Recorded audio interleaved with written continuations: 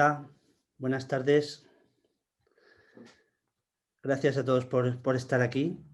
Vamos a dar inicio a esta reunión virtual, como mandan los tiempos, ¿no? Sobre el cuidado a las pacientes con cáncer de mama luminal avanzado. Vamos a hablar fundamentalmente de inhibidores de ciclinas.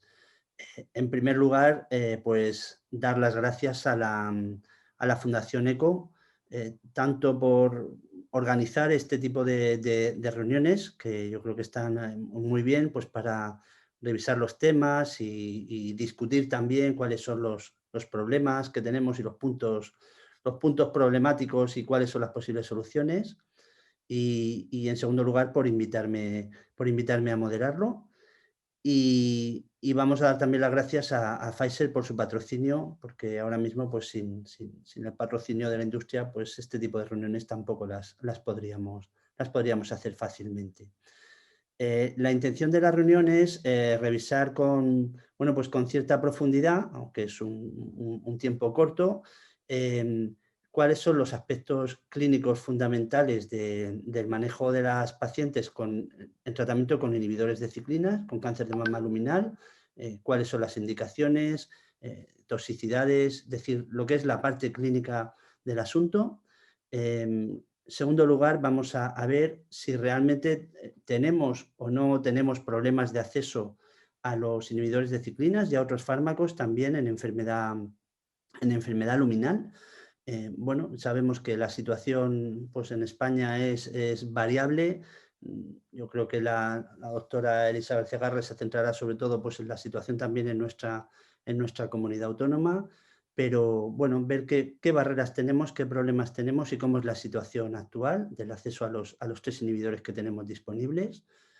Y por último, pues lo que abordaremos será qué posibles soluciones tenemos a los posibles problemas de acceso o cómo podemos mejorar en general, pues, la incorporación de estos nuevos fármacos y quizá también de otros, porque al final las soluciones para unos son también, pues, aplicables a otros en el contexto en el que estamos ahora mismo.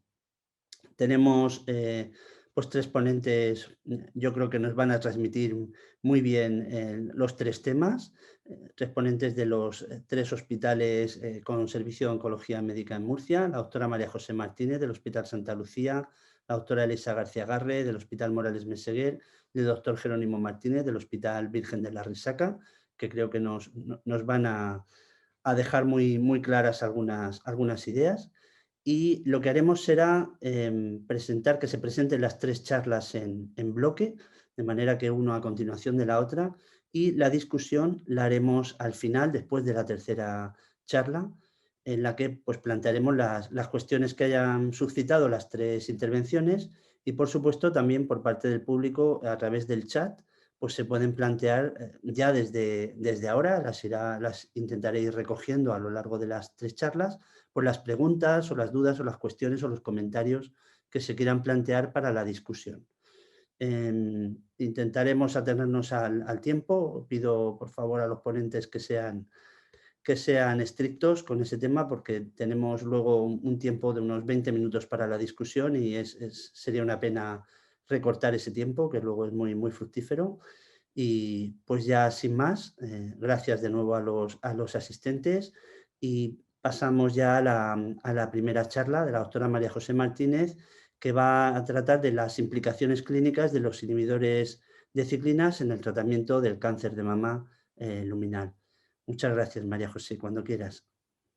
Buenas tardes, muchísimas gracias por la invitación y vamos a intentar sintetizar en la medida de lo posible, pues, un tema que daría para muchísimo más tiempo, pero como el doctor ya lo ha dicho, aprovecharemos fundamentalmente el tiempo para el debate. La verdad es que es un tema muy interesante, sobre todo ver, bueno, pues el valor que aporta en la práctica clínica habitual los inhibidores de ciclina.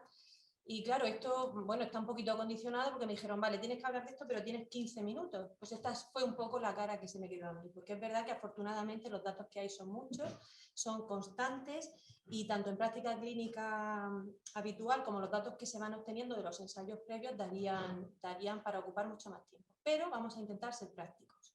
En primer lugar, nos pondremos un poco en situación para ver la dimensión que ocupa esta patología y, en concreto, la enfermedad luminal.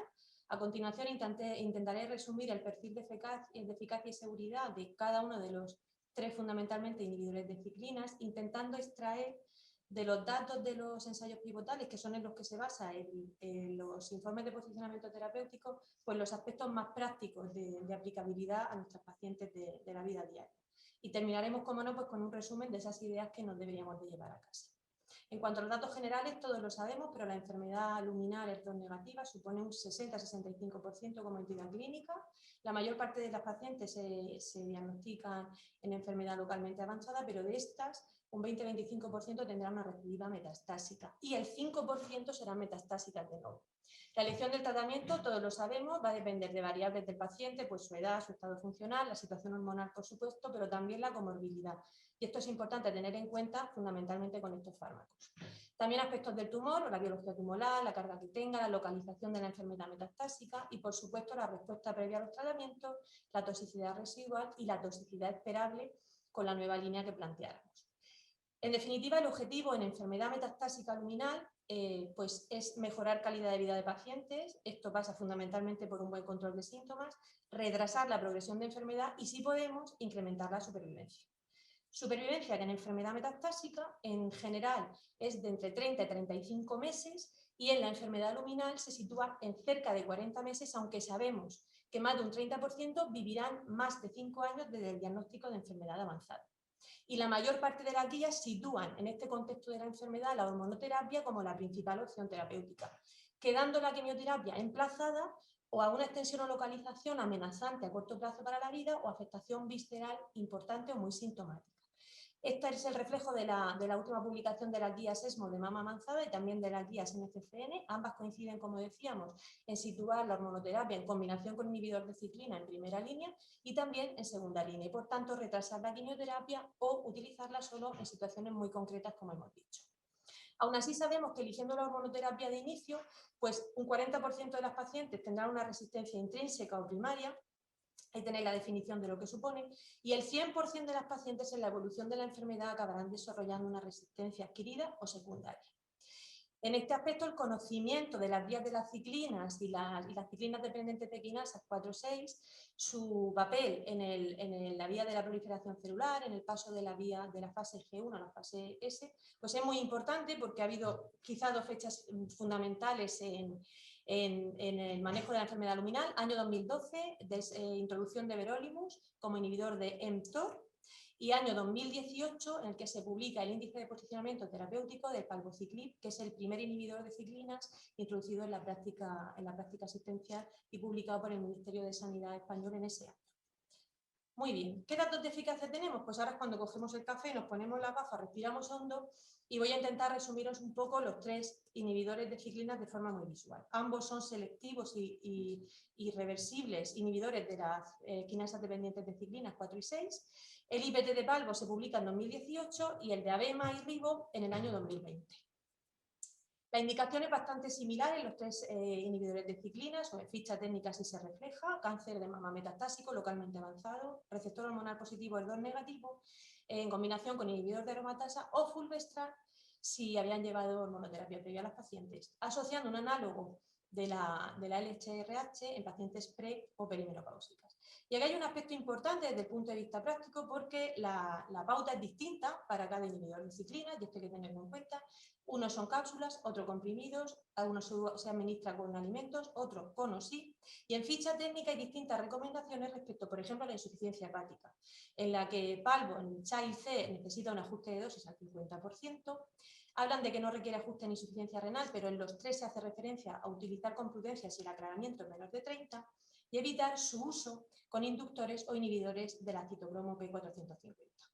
Abemaciclib supone una pauta de cada 12 horas, a diferencia de los otros 2. Palbo y Ribo se utilizan en una pauta de 3 semanas de tratamiento y 1 de descanso. E importante porque en ficha técnica de ribociclib también es la enfermedad Child B la que precisa un ajuste de dosis, siendo en cambio los 2 Palbo y Abema ajuste de dosis solo en Child C. En cuanto al tema de los inhibidores inductores del citocromo P450, algunos de estos fármacos son de uso habitual o frecuente en nuestros pacientes y es importante a tener en cuenta.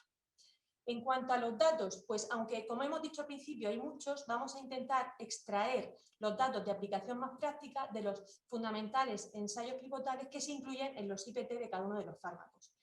Palbociclib, primera línea, Paloma 2, combinación con letrozol, fase 3. Segunda línea, fase 3, Paloma 3, combinación con fulvestrant. Primera línea, fase 1-2, Paloma 1, letrozol. Y me he permitido la licencia de hacer referencia al fase 2 en primera línea, Flipper, porque es un estudio cuyos datos se presentaron en ESMO del año pasado y presentaba GK. En cuanto a Demaciclib, primera línea Monarch 3, combinación con letrozol o anastrozol. Segunda línea Monarch 2, combinación con fulvestrant. Y segunda línea Monarch 1 en monoterapia.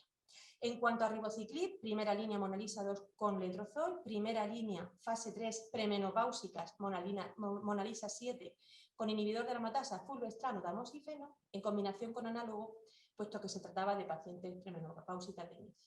Y por último, primera, segunda línea, fase 3, Monalisa 3, en combinación con fulvestrant. En todos, el objetivo principal es la supervivencia libre de progresión. Únicamente en el Monarch 1, fase 2, es la tasa de respuesta objetiva. Empezamos por palbociclib. ¿Qué datos extraemos de Paloma 2?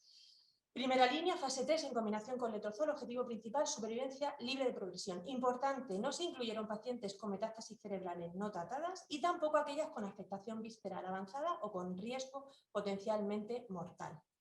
Y tampoco aquellas que hubiesen recibido hormonoterapia neo o ayudante en los primeros 12 meses. Es decir, de inicio deberían de ser enfermedades consideradas hormonosensibles.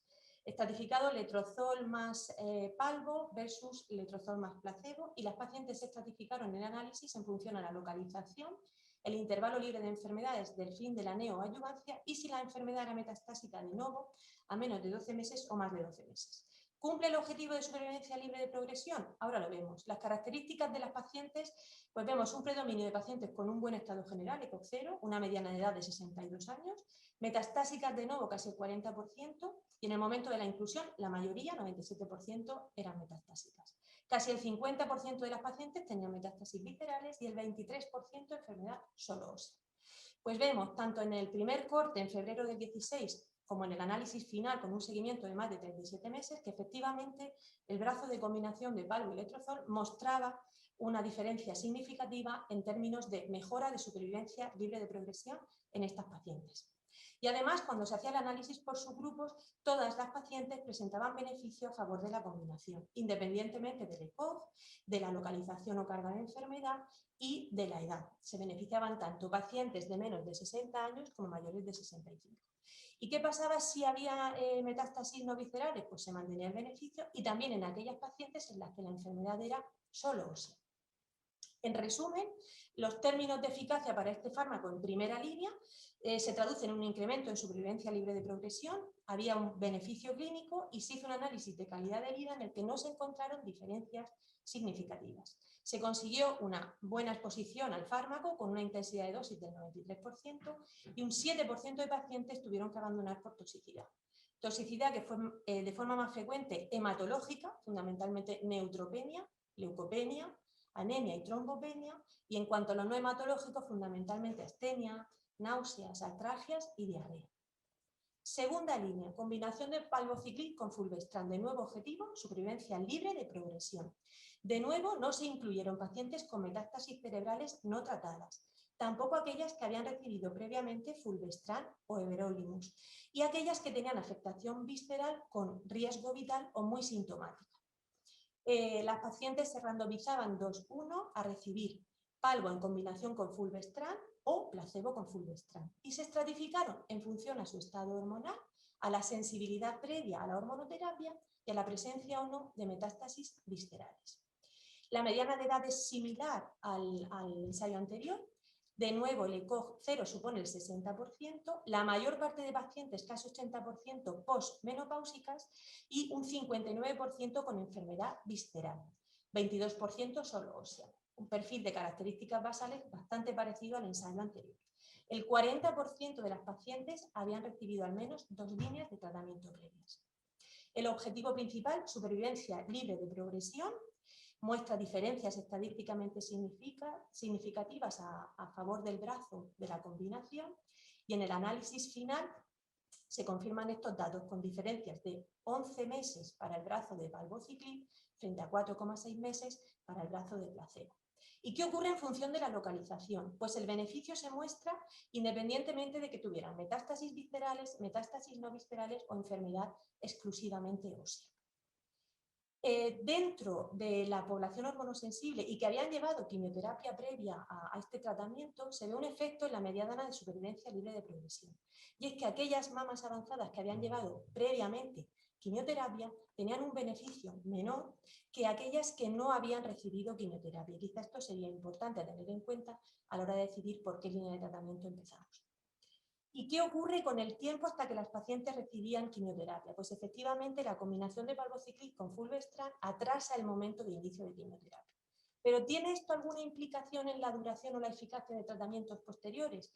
Pues parece que con los datos presentados en ESMO por Cristofanilli no se ve que el brazo de palbociclib y fulvestrant suponga ningún ni retraso ni menor duración del tratamiento en líneas sucesivas, sea este tratamiento nueva línea de hormonoterapia, quimioterapia o everolimus. Es decir, que el brazo de palbociclib fulvestrant tenía mayor mediana de tiempo de duración de tratamiento y no había un deterioro en la eficacia de dicho tratamiento.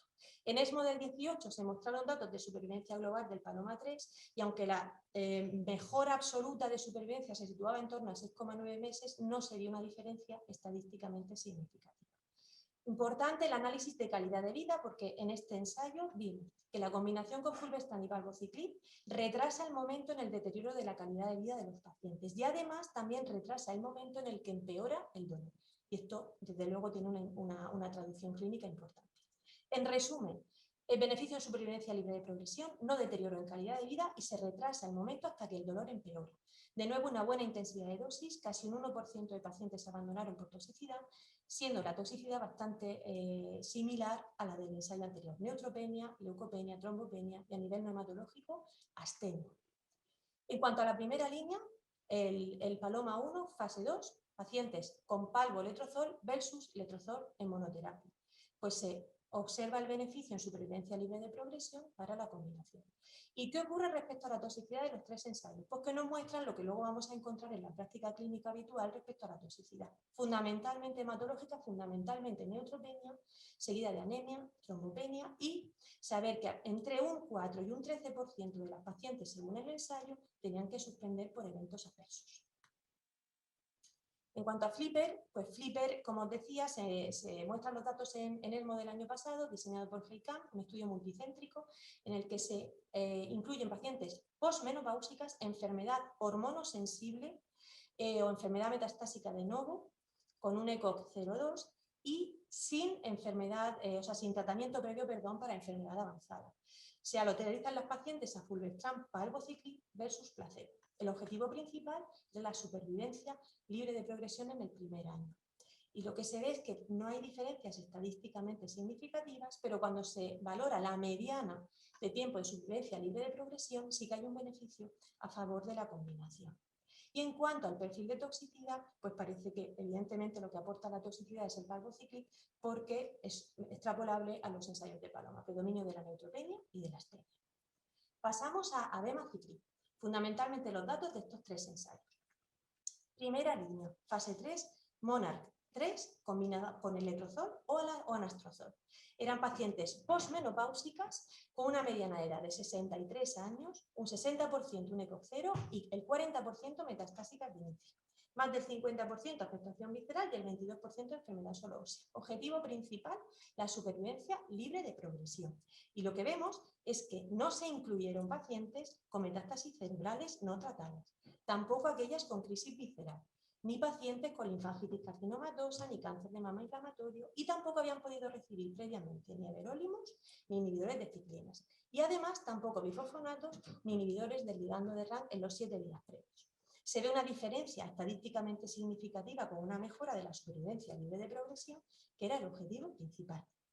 ¿Qué más vemos? Pues vemos que esta diferencia en supervivencia libre de progresión es significativa tanto para pacientes con enfermedad visceral hepática como con enfermedad visceral no hepática. Y también con pacientes que tenían enfermedad solo ósea o sin enfermedad solo ósea. Es decir, que parece que hay un beneficio en todos los subgrupos por extensión de enfermedad. y también un beneficio para todos los subgrupos, independientemente de la edad, del ECOG, de la raza y de las líneas previas de tratamiento. Se ve unas tasas de respuesta en torno al 60% frente al 45% en el brazo con placebo, una mediana de duración de respuesta de más de 27 meses y de nuevo no se observa un deterioro en la calidad de vida de las pacientes. Toxicidad, pues la diarrea, la neutropenia y la astenia como principal toxicidad en el brazo de la combinación con abemaciclib. Monarch 2, segunda línea, fase 3 en combinación con fulvestrant. Importante que tampoco se incluyen pacientes con metástasis cerebrales no tratadas, ni aquellas con crisis visceral ni cáncer de mama inflamatorio, similar al ensayo anterior. Las pacientes en principio eran pre o perimenopáusicas, tenían que llevar análogos de la GHRH y podían ser también evidentemente posmenopáusicas de inicio. Enfermedad considerada hormonoresistente. ¿Qué vimos? Pues beneficio en supervivencia libre de progresión a favor del brazo de la combinación abemaciclib con fulvestrant. De nuevo se observa un beneficio para todos los subgrupos de pacientes con tasas de respuesta que casi se duplican respecto al brazo con placebo y un tiempo hasta la siguiente progresión de 23 meses para el brazo con abema frente a 20 meses para el brazo con placebo, aproximadamente 3 meses de beneficio. Y por último, pacientes con más de una línea de tratamiento, fase 2, Monarch 1, objetivo, tasas de respuesta. La dosis de abemaciclib es de 200 miligramos 2 veces al día, lo más alta de la indicada en práctica clínica asistencial. Y las tasas de respuesta se sitúan en torno al 20%. ¿Qué toxicidad podemos destacar extraída de los dos fases 3? Pues fundamentalmente que la discontinuación de tratamiento se sitúa entre el 7 y el 12%, la diarrea es la toxicidad fundamental, seguida por la neutropenia, las náuseas y la astenia. Importante que aunque fue grado 1 o 2, la mayoría de pacientes en el Monarch 3 presentaron elevación de creatinina, que no tuvo relevancia clínica o traducción clínica y fue reversible. Y sobre todo, más importante a tener en cuenta que aproximadamente un 5% de pacientes en el Monarch 2 presentaron eventos trombóticos. Importante a la hora de tener en cuenta los factores de comorbilidad de la paciente si decidimos usar este fármaco. Y para finalizar tenemos los datos de ribociclib. Fundamentalmente revisaremos 3 ensayos. Primera línea, fase 3, Monalisa 2, en combinación con letrozol. Pacientes postmenopáusicas, sin terapia previa para enfermedad avanzada. Primera línea. Que se estratificaron en función de si había o no enfermedad hepática o pulmonar y recibían ribociclib en combinación con letrozol frente a letrozol con placebo. Objetivo principal, supervivencia libre de progresión. La mediana de edad de las pacientes, similar a los ensayos de Paloma y de abemaciclib, 62 años. El ECOG 0 predominante en torno al 60%. Enfermedad visceral metastásica en casi el 60%. Enfermedad metastásica de nuevo en el 34%. Y habían recibido quimioterapia y terapia endocrina previa casi el 40% de las pacientes. El objetivo de supervivencia libre de progresión se cumple a favor del brazo con ribociclib. Se ve de nuevo el beneficio en todos los subgrupos para cualquier ECOG, cualquier edad, independientemente de la localización de la enfermedad metastásica, y el tiempo hasta el inicio de la quimioterapia se retrasa en el brazo de la combinación, con beneficio en las tasas de respuesta. Monalisa 7, premenopausia, pacientes que se randomizan a ribo más tamoxifeno frente a tamoxifeno con inhibidor de aromatasa, en ambos casos recibiendo ozempina. Objetivo principal, supervivencia libre de progresión. La mediana de edad de las pacientes, lógicamente, son premenopáusicas, es menor, 43 años, predominio de nuevo de ECOG 0 y enfermedad visceral en torno al 60%.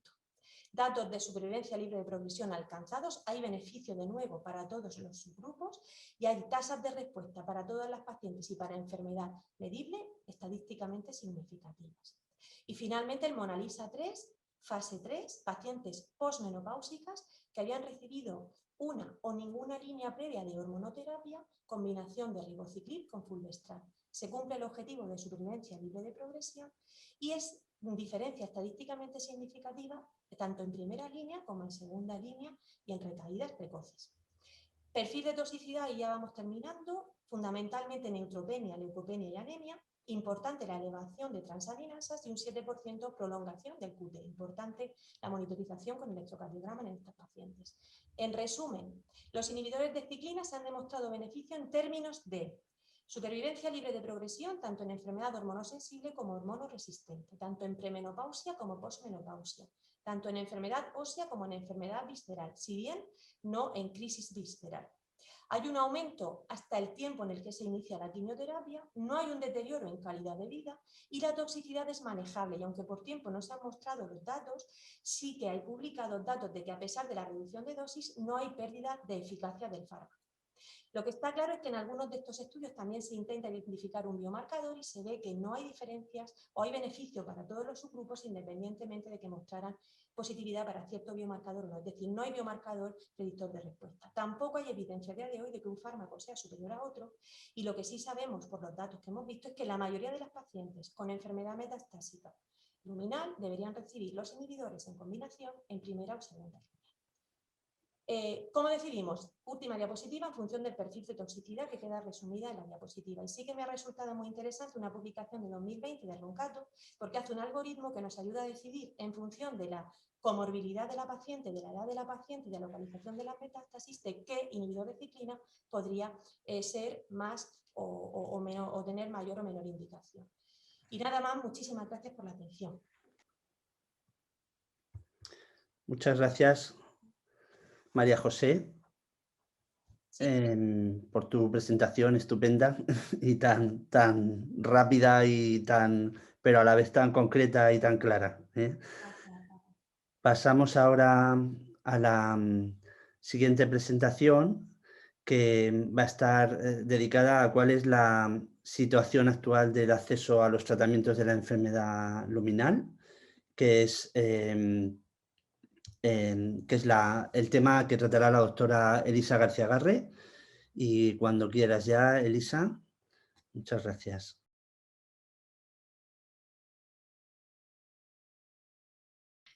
Bueno, buenas tardes. A continuación os voy a presentar al respecto de lo que es el acceso a los fármacos luminales, sobre todo los fármacos para el cáncer de mama avanzado luminal, sobre todo los que tienen alto impacto económico.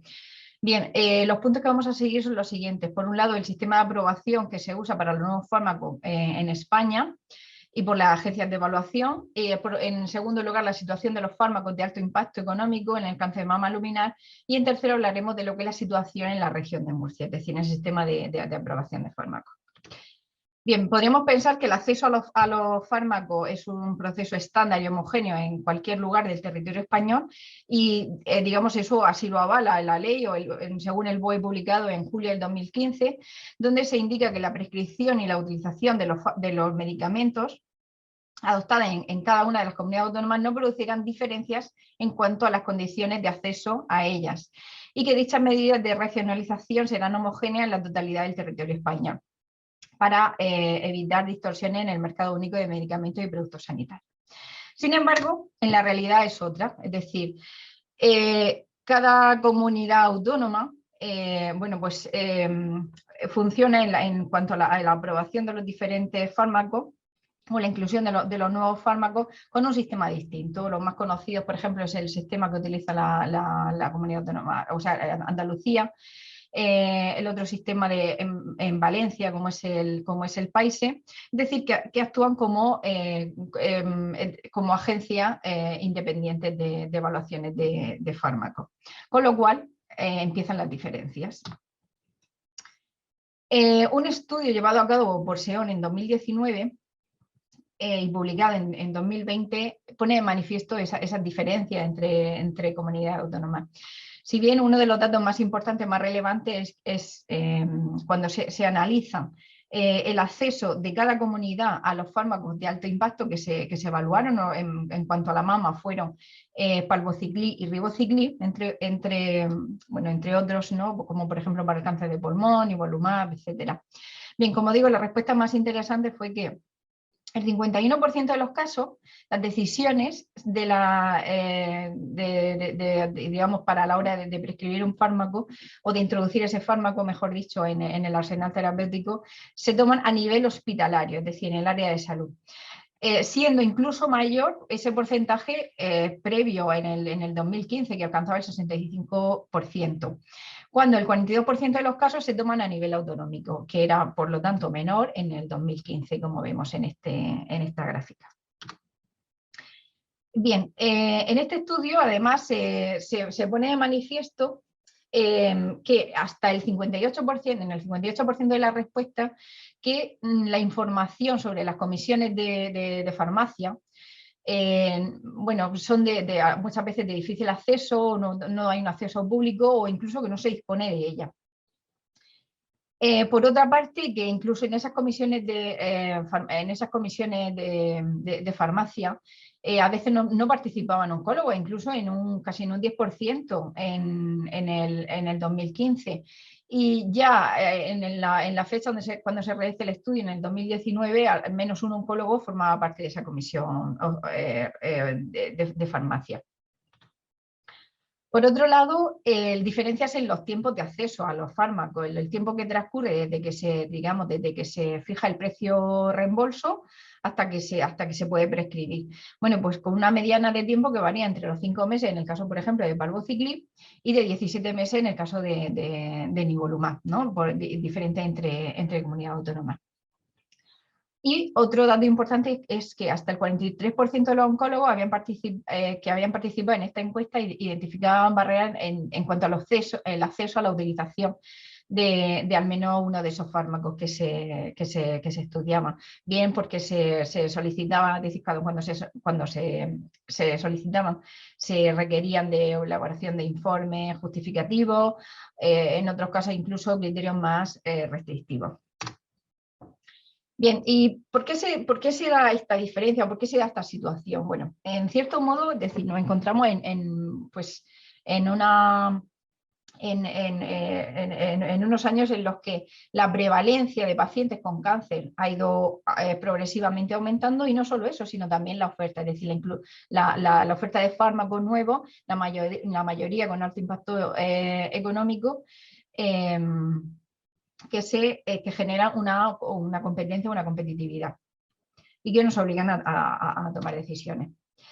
Vale, pero es decir, que una de las principales causas que lleva, digamos, a tener que racionalizar ese uso de fármacos o el acceso a esos fármacos, en gran medida pues viene de la mano de la financiación económica. Es decir, sabemos que la financiación es diferente entre comunidades autónomas. Comunidades como Cataluña, Navarra, País Vasco, Madrid están, digamos, más financiadas, también por otro lado es lógico, respecto de otras comunidades autónomas. Bien, y claro, es decir, el peso de la financiación de los fármacos corre a cargo de la comunidad autónoma. Vemos aquí que es casi un 93%, ¿de acuerdo? Bien, si bien básicamente casi todas las comunidades autónomas, digamos, gastan por habitante más o menos el mismo dinero.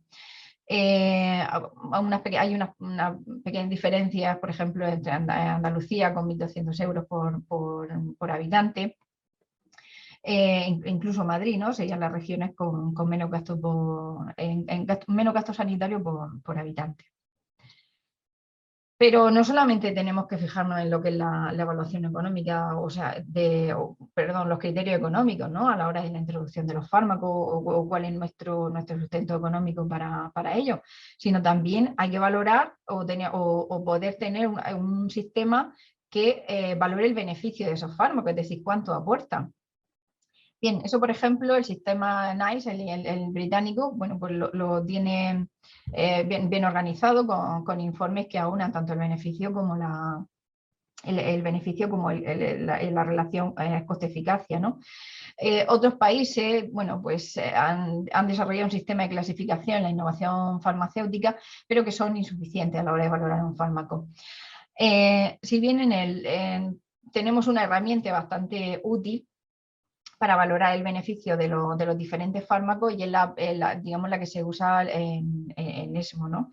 Se llama el Score GANS, europeo, donde se clasifica a los fármacos bien con una indicación, o sea, que van a ser, pues eso, con intención curativa, entre mayor riesgo, que sería el grupo A, mayor beneficio el grupo A o menor beneficio el grupo C, y los fármacos para enfermedades no curables, ¿no? Para como puede ser el cáncer de mama avanzado, donde el nivel 5, 4 o 5 sería el nivel máximo de beneficio terapéutico. Bien, entonces, ¿cuáles son los fármacos con mayor impacto económico de los que hoy existen, ¿no? para el tratamiento del cáncer de mama luminal? Pues bueno, pues por un lado tenemos la ciclina, diferentes ciclinas.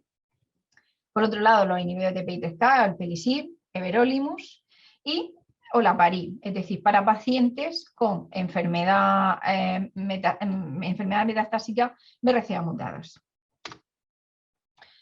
Bien, tenemos claro, y más con la charla que hemos escuchado previamente, es decir, que, bueno, pues que cada ciclina aporta un beneficio y cada ciclina tiene un perfil de toxicidad diferente que nos va a condicionar el uso de una u otra.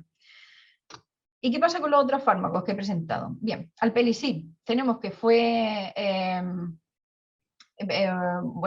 admitido su uso en la EMA, publicado en julio del 2020 en combinación con fulvestrant en pacientes con tumores hormonosensibles con mutación para PI3K tras una progresión a una terapia endocrina en monoterapia, es decir, no sería adecuado que vinieran de progresión de una ciclina previa.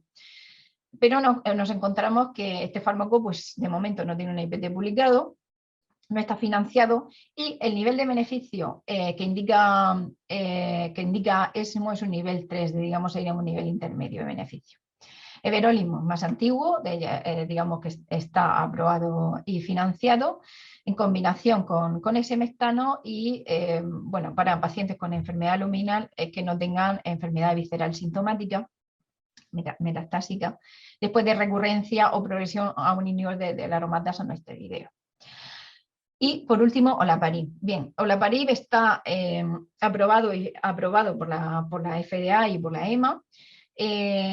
Sin embargo, digamos la indicación siguiente, que es en monoterapia en el tratamiento de pacientes con cáncer de mama avanzado o metastásico, HER2 negativo, con la mutación germinal BRCA1 o 2 y hormonosensible, después de haber progresado a una terapia endocrina. Bien, en España todavía este fármaco no está aprobado en esa indicación, aunque sí hay una solicitud formal por parte de SEON que se puede visitar. La escala ESMO de beneficio clínico para este fármaco es un nivel 4, es decir, sin embargo, es una escala de beneficio superior incluso al Pelisib. Pero, como digo, si no tiene IPT y tampoco está financiado en esta indicación. Estos son los ensayos que reportan, digamos, el beneficio de alpelisib, ¿no? Pues fundamentalmente el SOLAR 1, después de progresión a una hormonoterapia en monoterapia y en combinación con fulvestrant. Por otra parte... Perdona, Elisa, tienes sí. que intentar abreviar un poquito porque vamos mal de tiempo ya con el tema de la conexión. Ah, perdón.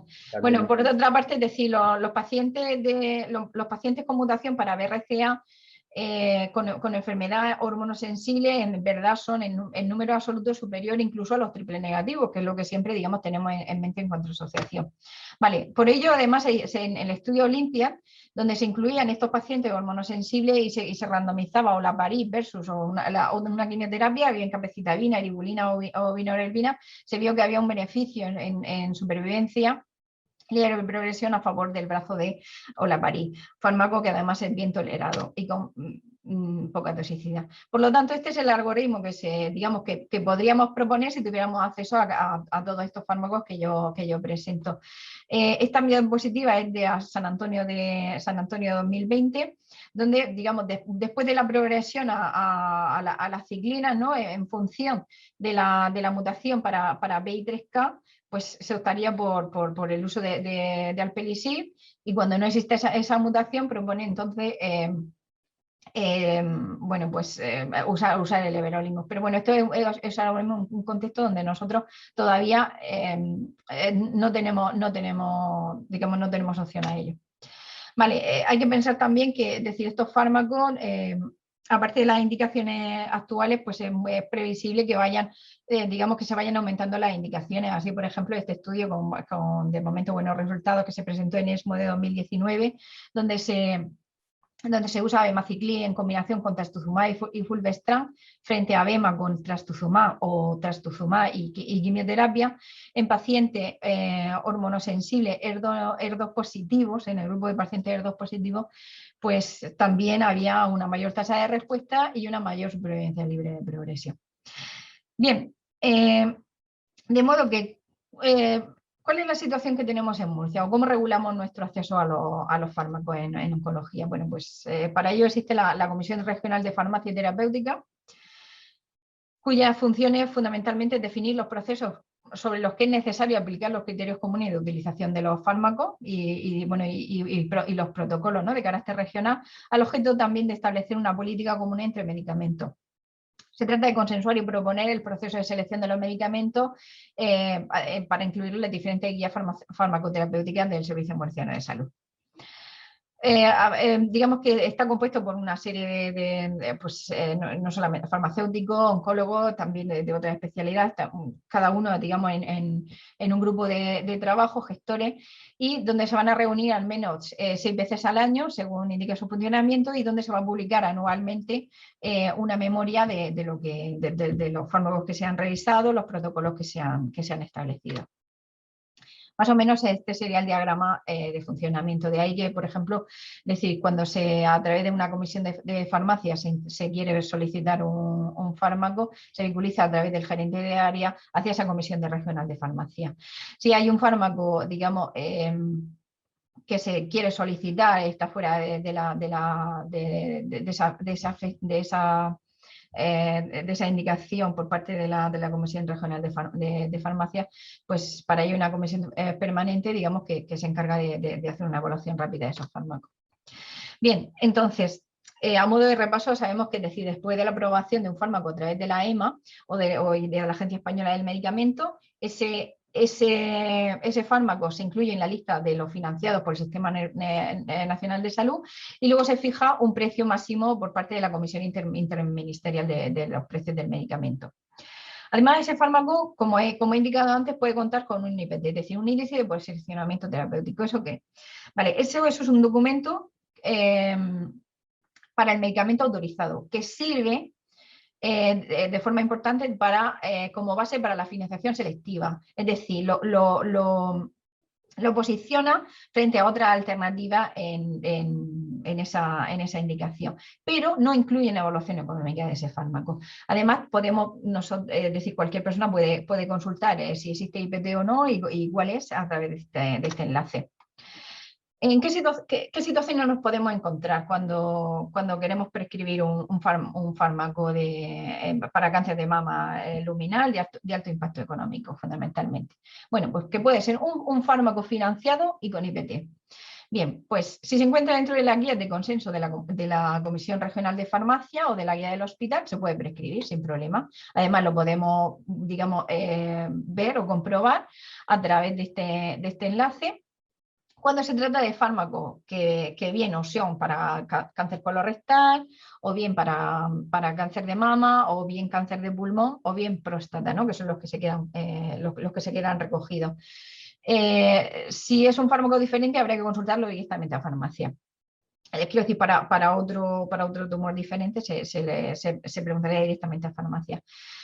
Si ese fármaco no está incluido en la guía de consenso de la Comisión Regional ni en el hospital, pero tiene un IPT que establece la indicación, en ese caso se hace un informe completo del paciente justificando por qué se solicita y, o bien si se considera fuera de guía. Y digamos que necesitamos la aprobación por parte de dirección. Elisa, perdona, tienes que acabar en un minuto, ¿eh? Vale, es que ya termino, porque esto es lo tenemos último. tiempo para la discusión, ¿eh? Fármacos no financiados, tenemos esta situación, o bien porque no ha sido evaluado y hay una decisión firme frente a ello, es decir, en ese caso, decir, el sistema público ha decidido no financiarlo, por lo tanto no podemos tener acceso a esto. O bien porque está pendiente de una decisión, bien, pues de una decisión para su inclusión. Bien, en ese caso podríamos solicitarlo, hombre, digamos, con sentido común, es decir, si hay un beneficio clínico con un nivel ESMO A, B, pues para intención no curativa, o un nivel 4 o 5 para indicaciones con intención curativa. Otra vía sería en caso de fármacos con indicación diferente a la autorizada en ficha técnica, para lo cual hay un modelo específico. Bien, como conclusión, aunque quizá me solape un poco con la siguiente presentación, bueno, pues en verdad necesitamos, es decir, comisiones autonómicas de farmacia para un uso racional de los fármacos, donde, bueno, pues intentar que sean, digamos, lo más autónomos posible, centralizado. Lo ideal sería una participación en red entre las comunidades autónomas con un IPT vinculante que además incluyera la evaluación económica, y donde faltarían asuntos clave, ¿no?, por mejorar, que sería la mayor participación de profesionales, también de ciudadanos, con transparencia, independencia y solvencia, ¿no?, y con agilidad para hacer frente al rápido desarrollo terapéutico. Y con esto acabo mi presentación. Gracias. Bueno, muchas gracias, Elisa, por la exposición que has hecho. Pasamos ya que... Vale, muy bien. Pues nada, como decía, pasamos a la presentación de Jerónimo Martínez sobre propuestas para mejorar el acceso a estos tratamientos. Gracias, Jerónimo. Te agradeceré que te atengas al tiempo porque vamos ya cortitos para la discusión.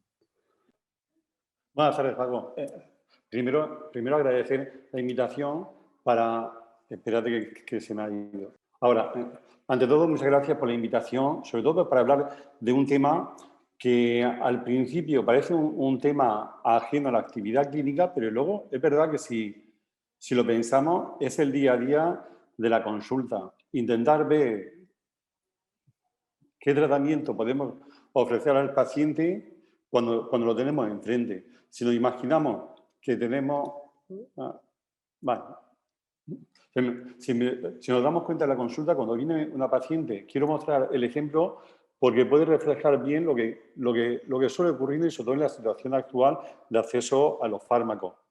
Porque si nos imaginamos que nos encontramos en junio del año 2019 y nos viniera esta paciente a la consulta que ha leído en la prensa que se ha publicado en el Congreso americano, pues se han publicado los resultados del beneficio de alpelisib en cierto tumor de mama que coincide que lo tiene esta mujer. Y nos pregunta a nosotros qué podemos decirle. Pues bueno, que sí, es verdad que se ha aprobado por la agencia americana, pero que nosotros en junio de 2019 no podemos acceder a él. Pues bueno, esperamos un poco. Resulta que 2 años más tarde, en marzo de este año, ¿qué le podemos volver a decir a la paciente? Que es cierto que la EMA ha aprobado el fármaco, que incluso la Sociedad Española ha hecho una evaluación del fármaco, pero que ni hay precio de reembolso ni ha pasado por la Comisión Regional de Farmacia, y que 2 años más tarde no podemos aportarle el fármaco. Pero es que si nos fijamos también en otro tipo de fármaco, la historia del palvo, bueno, en febrero de 2015 recibió aprobación acelerada por la FDA. En noviembre del año 2016 fue la aprobación por la EMA. Pero es que en enero de 2018, o sea, un año y 3 meses más tarde, sale el IPT de palvo en España. Y en la Comisión Regional de Farmacia se aprueba 1 año y medio después de la aprobación de la EMA. Por lo tanto, bueno, ahí a simple vista podemos ver que hay demasiado tiempo. En el año 2019 la SEON completó un estudio que fue comparativo desde un estudio de encuesta que se pasaron 4 años antes en donde se refleja esta dificultad de acceso a los fármacos. Es que se identificaba que el 43% de los servicios encontraba barreras para acceder a los fármacos. Las principales barreras, principalmente los retrasos en la aprobación de los fármacos, criterios que se ponían a la hora de comercializar estos fármacos y también medicamentos que se usaban en la misma indicación, pero usaban diferentes fármacos con diferentes mecanismos de acción. Y muchos de los fármacos estaban pendientes de la aprobación del hospital. Entonces, ante esto, ¿qué podemos hacer? ¿Se pueden acelerar los trámites para que el paciente se beneficie antes del tratamiento? Pues bueno, veamos rápidamente cómo funciona el sistema en Europa. El sistema de funcionamiento de la agencia europea es diferente a la americana. En la americana hay una sola agencia. En Europa se complica por la participación de los numerosos Estados miembros. Pero la EMA es la que autoriza y hace una vigilancia de los medicamentos y establece las condiciones en las que se va a usar para todos los miembros, para todos los Estados miembros. Pero después de eso, la autorización pasa a cada miembro, a cada Estado de la Unión, que establece las guías prácticas de utilización y establece su precio y reembolso. Pero claro, aquí no acaba la cosa. Porque luego, como hemos visto en el Real Decreto anterior del uso racional de los medicamentos, en el Sistema Nacional de Salud se establece que para la financiación y la inclusión en la prestación farmacéutica, el Estado establecerá por las condiciones en las que financia el sistema público. De tal forma que lo que tenemos, que ya se empieza a regular aún más el uso de los fármacos, porque no todos los medicamentos que estén autorizados por la EMA van a estar financiados por el Sistema Nacional de Salud. Es más, no todas las indicaciones que figurarán en la ficha técnica van a estar financiadas en el Sistema Nacional de Salud. Con esto vamos a tener 3 grupos de fármacos principales: medicamentos financiados, medicamentos no financiados o indicaciones no financiadas. Y lo que ocurre en España, que hasta que no sale la resolución de la financiación y el precio de reembolso, el medicamento no se comercializa. Por lo tanto, estamos retrasando que el acceso del paciente al fármaco, que se puede hacer a través de todos los trámites. Pero claro, en España todavía lo vamos a complicar aún más, porque tenemos un tercer nivel de aprobación, que es la situación particular, la situación territorial en España, con las 17 comunidades autónomas, y en cada comunidad autónoma, además con sus propias peculiaridades. Se organizan a nivel general por las comisiones regionales de farmacia, que pues, a través de normas pues, se usan, hay políticas de uso racional de medicamentos, hay una selección de medicamentos y también pues, bueno, se establecen unos procedimientos de adquisición de medicamentos, porque en suma, quien paga el medicamento al final, la inmensa mayoría, como hemos visto, son las comunidades autónomas. Por lo tanto, se pone un tercer nivel de autorización para el fármaco. De tal forma que si vemos esta gráfica, a la izquierda tenemos el desarrollo clínico y a la derecha tenemos el paciente. Pues bien, para llegar de un sitio al otro tenemos una serie de pasos, desde el primer nivel, la aprobación de la EMA, estableciendo la ficha técnica a nivel nacional con el IPT, precio de reembolso, medicamentos financiados, indicaciones, a nivel regional, como hemos dicho antes, políticas de uso racional de fármacos, los procedimientos de adquisición, de tal forma que se van sumando retrasos, y si vemos en este estudio que se vio en donde se veía el tiempo de retraso desde que se autorizaba el marketing hasta que el paciente realmente accedía. Si vemos aquí la gráfica, no es que estemos muy mal del todo, porque estamos en la parte derecha de la gráfica, pero son tiempos que se llegan a 385 días. En comparación a Alemania, que son 110 días para que el paciente acceda. Sin duda, estar un año de retraso pues no es una cosa favorable. De tal forma que si lo que podría pasar en la consulta, que tenemos esta paciente, pues tenemos que decirle que en marzo de 2021 todavía no podemos acceder al fármaco. En el estudio que comentábamos anteriormente, si lo hemos visto algunos datos con ELISA, que sí se ven diferentes barreras a la hora de acceder a los fármacos. Tanto que si el 51% las decisiones no solamente ya no se toman a nivel alto, a nivel europeo, a nivel del Sistema Nacional de Salud o regional, sino que muchas veces la decisión será del propio hospital. Aquí también la falta de transparencia es un hecho reseñable, porque casi el 60% no hay un acceso fácil público a estas aprobaciones, a estas resoluciones. De tal forma que se va produciendo un acúmulo, un retraso de días, que incluso si vemos en algunos fármacos hasta 36 meses, 17 meses, que si lo sumamos desde que se sale la ficha por la EMA puede llegar a los 48 meses. No imaginemos el paciente, nosotros somos médicos y estamos a un sitio de la mesa, pero si nosotros estuviéramos al otro lado de la mesa, pues la verdad que sería preocupante. Pero claro, a la hora de intentar solucionar, de intentar mejorar, de intentar ver qué hacemos para que no ocurra esto. Pues la verdad que es cierto que quizás si lo vemos desde el punto de vista del médico, pues nosotros queremos que al día siguiente estuviera el fármaco disponible para el paciente, pero en la práctica real, pues es cierto que eso no puede ser. Hay que tener cosas en cuenta. Cosas en cuenta como hay que intentar tener un acceso precoz a fármacos, pero la verdad que hay que confirmar el beneficio real para el paciente, no solamente con la publicación en un congreso, sino hay que leer la letra pequeña y realmente si eso va a favorecer tanto calidad de vida, supervivencia, etc.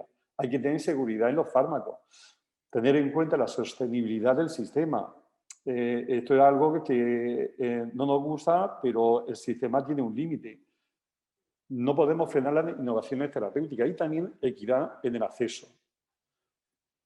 Por lo tanto, a la hora de intentar establecer unas normas, unas propuestas para mejorar, en el mismo estudio de la SEO que se publicó este año pasado, bueno, aquí hay algunas propuestas para intentar pues, mejorar esta situación. Entre ellas, intentar mejorar la transparencia en la toma de decisiones de las comisiones, de los comités, intentar eliminar tantas barreras autonómicas, hospitalarias, tantos niveles de decisión, reducir la demora en la fecha de aprobación y la prescripción de los fármacos, poner un tipo de limitación en el tiempo que transcurre desde el ministerio hasta la aprobación real del fármaco, eliminando trámites burocráticos y mejorar, intentar hacer una medición de los resultados del verdadero impacto de la incorporación.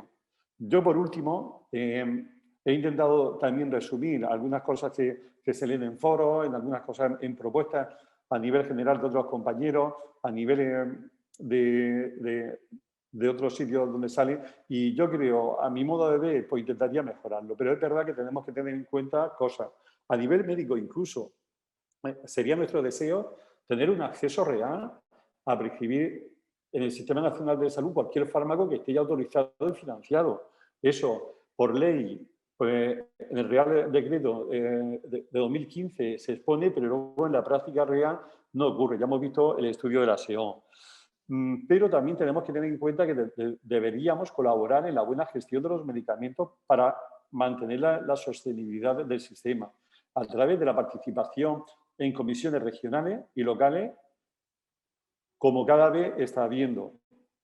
Y una cosa importante que nos atañe a nivel más médico, deberíamos impulsar la mejora de los métodos diagnósticos, sobre todo el estudio molecular, a la hora de mejorar el acceso, intentar agilizar toda la medicina personalizada y con Una cosa muy importante que en estos tiempos de crisis se dificulta la formación continuada. Y el ejemplo de la sesión de hoy fue una buena cosa, aunque sea online.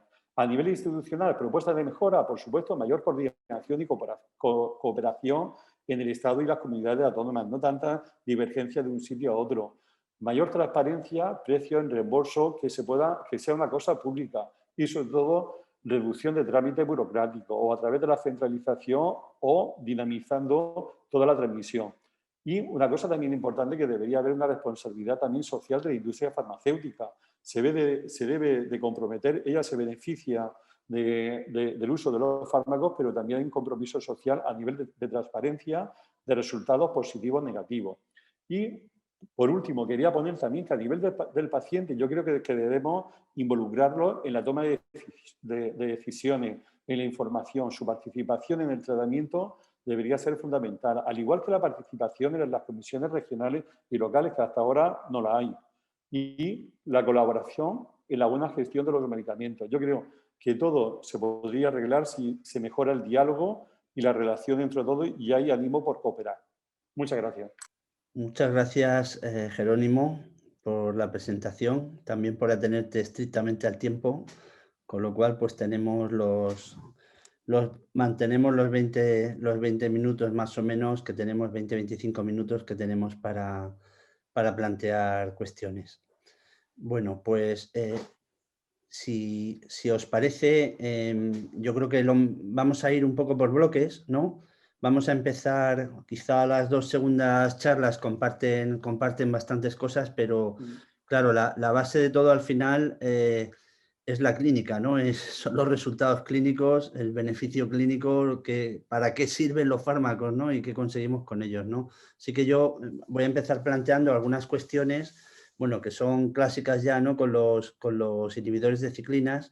Así que voy a empezar planteándole a María José, aunque yo creo que lo ha dejado bastante claro todo, ¿no?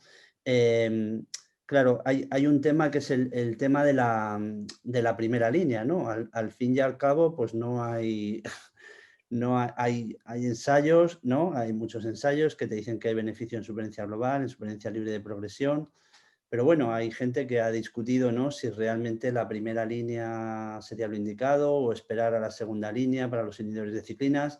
Si hay pacientes donde podríamos plantear empezar solamente con hormona, porque todos tenemos también pacientes, ¿no? Que estaban 1 año, 2 años, 3 años con letrozol o en primera línea. ¿Tú crees que es primera línea para todos? ¿O crees que hay excepciones o situaciones en las que podríamos plantear no hacer una primera línea con inhibidores? Yo creo que, como siempre, la bendita frase de hay que individualizar es una maravilla, porque nos sirve un poco para todo, ¿no? Es verdad que, por ejemplo, un escenario en el que tengamos una paciente luminal metastásica, pero con muy baja carga, pues, por ejemplo, imagínate un par de localizaciones metastásicas óseas, o una paciente con mucha comorbilidad que realmente, aunque tenga una enfermedad medianamente sintomática, hemos visto que los inhibidores de ciclinas también tienen su perfil de toxicidad y es muy importante tener en cuenta. Entonces, seguramente con una enfermedad metastásica de debut con baja carga, pues como tú dices, ahí siempre hemos tenido el perfil de la hormonoterapia en monoterapia, que también puede aportar su beneficio. Es verdad que los datos una de las gráficas que yo presentaba, es cierto que en pacientes con casi todos los ensayos incluyen pacientes con enfermedad visceral, no crisis visceral, pero sí enfermedad visceral. Y hemos visto que el hecho de empezar con la combinación tampoco supone ni un deterioro de la calidad de vida, ni tampoco tiene una repercusión en negativo sobre líneas posteriores. Entonces, yo creo que de inicio era una de mis conclusiones que yo creo que la mayor parte de pacientes con enfermedad luminal, debut metastásico y con cierta carga de enfermedad deberían de optar por la combinación, teniendo en cuenta pues, los datos de calidad de vida y de que no hay un detrimento en líneas sucesivas. Sí que es verdad que, lo que decía, a lo mejor una mujer más mayor o no mayor, pero con mucha comorbilidad y con muy baja carga de enfermedad, seguramente la hormona en monoterapia tiene su papel. Muy bien, pero pocas, vamos. Pocas. Solo las que veas que no puedes ponerlo. Hombre, es que yo creo que con los datos que hay, lo que más nos puede limitar, por eso a mí me gustaba mucho el algoritmo este que presentaba de decisión, ¿no? Porque es cierto que todo es individualizable, pero sí que orienta mucho, ¿no? Tener en cuenta la toxicidad, la comorbilidad de la paciente a la hora de decidir un inhibidor o no, pero en ningún caso plantea no elegir ninguno, ¿no? Claro. Yo creo que serían muy poquitos casos en los que no usaríamos la combinación. No sé qué pensáis los demás. Muy bien. Enlazando con esto, claro, otro tema, veo ahí un par de preguntas de asistentes. Mira, hay una pregunta que es si hay alguna ventaja, ¿no?, entre los 3 inhibidores de ciclinas. Aquí habla de comodidad o seguridad, pero bueno, vamos a extender la pregunta y vamos a hablar también en cuanto a eficacia en distintas situaciones, ¿no? Porque esto enlaza también con el acceso. Pues a veces ha habido un intento, ¿no?, de dejar un solo inhibidor, ¿no?, como forma de controlar costes o de organizar los fármacos. Entonces me gustaría que lo comentarais los 3, si puede ser brevemente, que pasemos también, que pensáis que hay ventajas de uno frente a otros solo en toxicidad o también en eficacia deberíamos tener perfiles de pacientes para cada inhibidor. Con ese algoritmo fantástico que has enseñado. Hombre, en eficacia, por ejemplo, igual por tiempo no lo he presentado, pero había algunos datos de ABEMA interesantes en cuanto a pacientes con enfermedad en sistema nervioso central. Entonces, quizá a lo mejor ese tendría cierto papel. Luego, pues lo que hemos dicho de la toxicidad, comodidad, pues sí, hemos visto que hay fármacos que tienen distintas formulaciones, distintas dosis y a la hora de ajustar, pues tenemos las 150, 100, 75. Hay fármacos que se usan solo una vez al día y hay otro que es 2 veces al día, o sea que evidentemente a nivel de comodidad sí que lo hay, a nivel de ajustar dosis, pues también quizá tendemos a pensar que el que tenga más formulación de distintas dosis te permitiría ajustar un poco mejor. Y bueno, en cuanto a eficacia, pues evidentemente, como tú decías, tampoco hemos entrado mucho, pero hay datos de supervivencia global muy interesantes con ribociclib, por ejemplo. Jero y Elisa, ¿qué pensáis también? ¿Veis algún perfil de paciente en el que habría que usar específicamente un fármaco? No sé, premenopausia. Bueno, por toxicidad, o sea, por perfil de seguridad y toxicidad, ¿no? Pues ahí el algoritmo que hemos presentado me parece que es una buena forma también de seleccionar el fármaco en primera instancia. También hay que tener en cuenta los datos de supervivencia, ya no los de supervivencia libre de progresión, sino los de supervivencia global, ¿no? Donde 2 de los fármacos sí lo han demostrado. También es cierto que los estudios de Paloma, digamos, los criterios, ¿no?, para el cese del fármaco también eran más estrictos, ¿no? Y lo cual siempre se ha sido, ¿no?, como una crítica, ¿no?, en el sentido de que quizá eso haya podido, bueno, pues influir en que no se hayan obtenido datos de supervivencia global, ¿no? Y luego, por otra parte, también el tema que, bueno, en la enfermedad ósea exclusivamente, ¿no?, palbociclib puede tener más interés, ¿no?, que las otras ciclinas. Muy bien. Yo creo que sí deberían estar disponibles los 3 fármacos, porque más que en cuestión de eficacia, que yo creo que la eficacia va a ser similar porque son moléculas parecidas, la fórmula en cuestión es parecida y también el sitio, el lugar donde actúan es también igual. Yo lo veo sobre todo de cara a la tolerancia.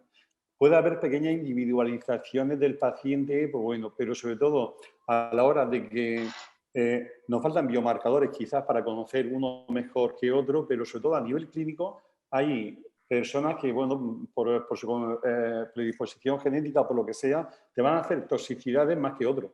Y por lo menos tener la opción de poder hacer incluso un cambio de fármaco para intentar que esa persona tenga el beneficio de la ciclina, porque el beneficio está claro que se demuestra con todo. Y a mí lo que me interesaría sería que el paciente no abandonara el tratamiento cuando tenemos que bajar, por ejemplo, el palbo a 75 y ya buscándote 2 semanas, descanso tras 2, bueno, buscándote ahí.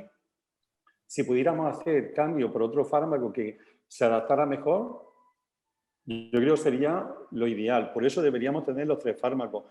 Recuerdo una paciente que con ABEMA que lo toleró fantástico. Sé que fue genial. Hizo una respuesta espectacular.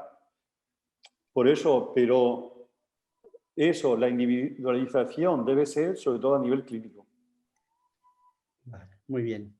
Pues nada, yo creo que dejáis claro que sí, que hay fármacos distintos para distintos pacientes, ¿no?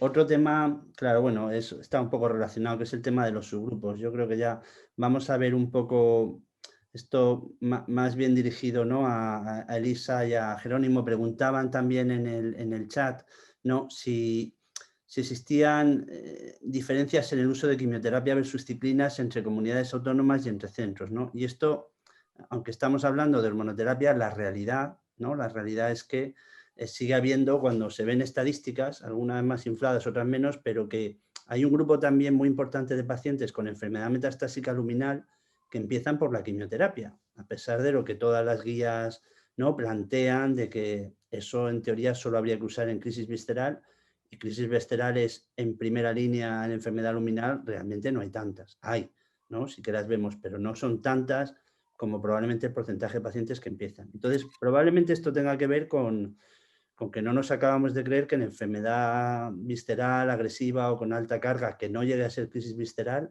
vayamos a tener más eficacia, ¿no? Cuando realmente hay datos, no hay un metaanálisis en red que realmente compara con palbo en especial, y realmente casi ninguna quimioterapia, solamente Tasolbevacizumab era superior en respuestas, ¿no? Pero realmente no había diferencias en supervivencia libre de progresión. Bueno, perdón, no mejoraba ninguna quimioterapia, ¿no? Entonces, ¿pensáis que, a ver, vuestra impresión es que realmente, excepto en crisis visceral, habría que usar esos fármacos?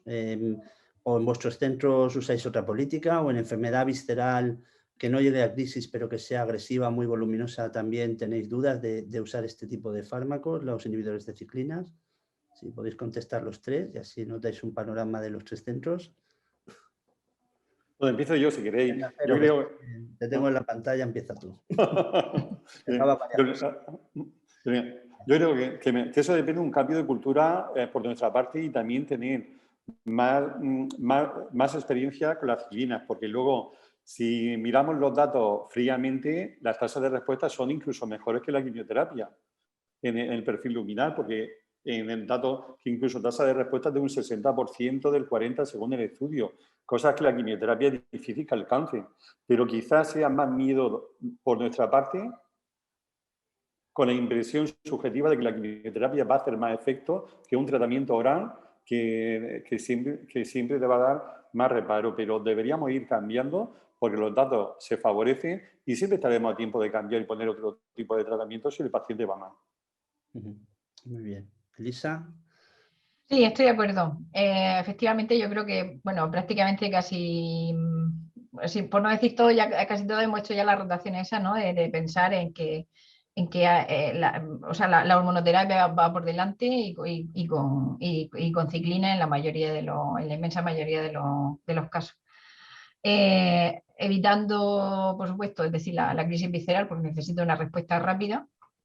Hombre, a lo mejor también me puede surgir la duda, desde luego, pues yo qué sé, en una enfermedad sobre todo visceral, que no expresa receptores de progesterona y una baja expresión de receptores de estrógeno, bueno, pues ahí a lo mejor me puedo plantear una quimioterapia antes. También depende un poco de la carga tumoral, sin llegar a ser una crisis visceral. Pero bueno, sería quizás la única situación. María José.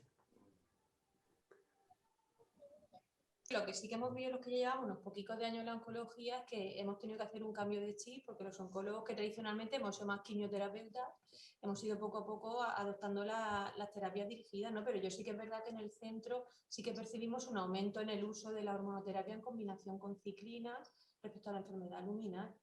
A lo mejor a veces cuesta creérselo, pero es verdad lo que tú decías, que tampoco hay tanto porcentaje de pacientes que debuten con una crisis visceral.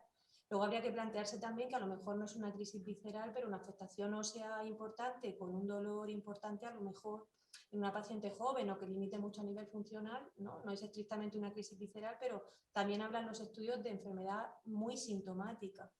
Pero es cierto que yo sí que percibo un aumento en el uso de la hormonoterapia, que igual nos ha costado cambiar un poquillo el chip y ir adoptándolo. Eso es lo que ahora vemos un poquillo más de pulmón, pues nos ha costado menos, porque nos hemos creído antes también lo de las terapias dirigidas respecto a la quimioterapia, ¿no? Pero bueno. Y bueno, yo creo que sí, que igual hay que pensar más en la hormonoterapia, aunque cada vez pensamos más en ella y en este perfil de paciente. Realmente es que yo creo que deberíamos excluir solo las crisis viscerales claras e incluso el resto de pacientes es que tienes beneficio sintomático también precoz, ¿no? Con estos fármacos. Y como decía también Jero, cuando no hay una crisis visceral que te da cero margen, normalmente en enfermedad visceral, incluso sintomática, pues a veces puedes cambiar sobre la marcha si ves que no hay una respuesta suficiente, ¿no? Siempre que el paciente no esté en crisis visceral. Bueno, pasamos a temas, vamos a estirar 3 minutitos o 4 minutitos más, ¿no? Porque vamos ya mal de tiempo, pero bueno, vamos a hablar un poquito de acceso, ¿no? Habéis planteado el tema de la falta de equidad. Simplemente recordar que realmente ahora está cambiando un poco el sistema de evaluación, ¿no? Que en teoría van a incluir, o ya está aprobado el nuevo sistema de IPTs que van a incluir valoración farmacoeconómica, aunque por un proceso un poquito complejo y no sé si más rápido, pero la verdad es que es un problema real. Un problema real porque lo que ha puesto Jero, vamos, los datos es que son, ya bajando a las ciclinas en concreto, espectaculares, ¿no? En cuanto a demoras de acceso, más allá de la europea, que ya está demorada con respecto a la FDA, ¿no? Entonces, hombre, creo que en nuestra comunidad el hecho de poder usar directamente el fármaco con el IPT ya es un avance, aunque realmente la generación de necesidad de hacer informes es disuasoria, ¿no? No dejan de ser sistemas, informes, trámites, todo eso, pues también un poco intenta disuadir al oncólogo de que haga eso y vaya a lo más cómodo. Pero bueno, ¿cómo veis que realmente, claro, aquí con 3 fármacos las estrategias van a ser, pues muchas veces negociar con los 3 fármacos, ¿no? ¿Veis que eso tiene sentido? ¿Veis que realmente el sistema público debería, digamos, apretar más las tuercas, pero manteniendo los tiempos? ¿O veis que realmente el camino por el que vamos es que cada vez tenemos más dificultad para los fármacos? Quiero vuestra impresión general un poco, no voy a entrar en un tema concreto del asunto. Hombre, la impresión que tengo es que cada vez va a ser más difícil, ¿no? El acceso a los fármacos. Y contando además que cada vez el número de fármacos es mayor, ¿no? Cada año se van incorporando mayor número de fármacos.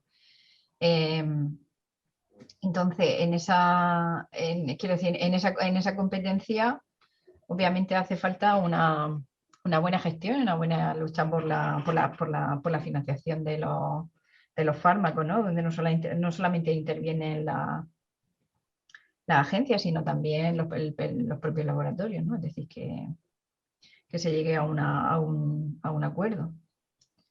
Pero bueno. Pero es difícil, vamos. Sí. Hombre, yo creo que lo ideal sería que, claro, como decía antes, que el acceso fuera inmediato. Hay un paciente, claro, cuando somos pacientes, yo quiero que si se publica en un periódico, en el telediario, sale una noticia de un beneficio de un fármaco, oye, pues yo lo quiero tener. Un año y medio más tarde posiblemente ya no esté, o quizá entonces el beneficio que tiene que ser en ese momento. Pero también es verdad que hay que intentar regular, todo esto vale un dinero, vale una economía, pero yo echaría en falta más control de los tiempos de aprobación de un sitio y del otro, en el sentido que muchas veces el precio de reembolso se queda en el olvido, entre comillas, no se queda en el olvido, pero se dilata mucho el tiempo del acceso real y entonces pasa un año muchísimo tiempo para un paciente que tiene una enfermedad que está en evolución. La enfermedad nunca duerme, la enfermedad siempre sigue ahí. Es verdad que también, hombre, todo el mundo, yo creo, yo sigo creyendo en el sistema y todo, porque yo creo que todo el mundo intenta poner su papel, pero también hay exigencia económica. No se puede ir, pero a nivel del Ministerio intenta mejorar con el nuevo sistema, que espero que esté pronto, pero quien paga realmente es la comunidad. Entonces hay que tenerla también en cuenta. O sea, que todo el mundo es un actor en este campo, todo el mundo intenta poner su grano de arena, pero quizás se debería apretar un poco más. Quizá hay demasiados granos de arena, ¿no? Y a lo mejor debe haber un sistema único, una piedra. Sería ideal, quizás en algunos campos, o que se autorizara a nivel nacional y que fuera ya que de todas las comunidades autónomas pues lo aceptaran sin tener que pasar otro nivel regional o un cuarto nivel a nivel de cada centro. Eso sería lo deseable, sí.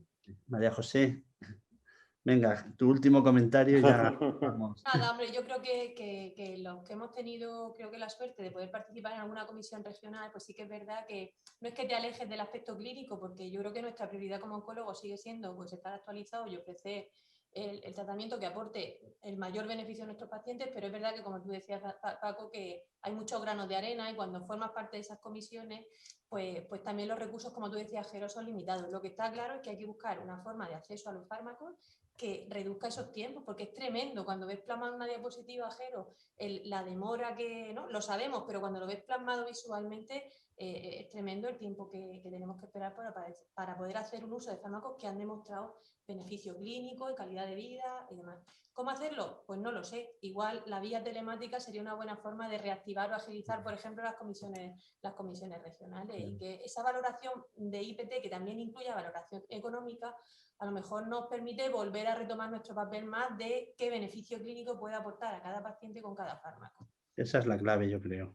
Pues nada, muchas gracias a todos. Ya siento tener que interrumpir porque se quedan muchas cosas en el tintero que podríamos discutir, pero bueno, el tiempo manda.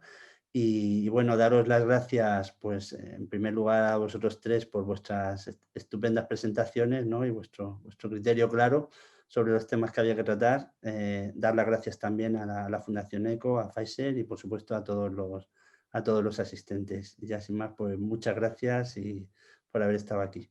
Muchas gracias. Gracias. Hasta luego.